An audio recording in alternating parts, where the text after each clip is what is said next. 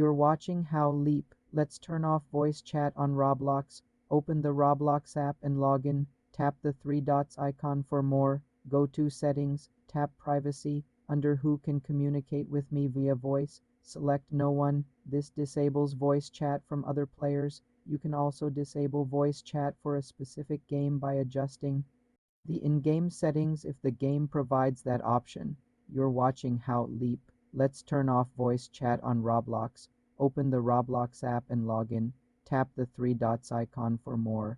Go to Settings. Tap Privacy. Under Who can communicate with me via voice, select No one. This disables voice chat from other players. You can also disable voice chat for a specific game by adjusting the in-game settings if the game provides that option.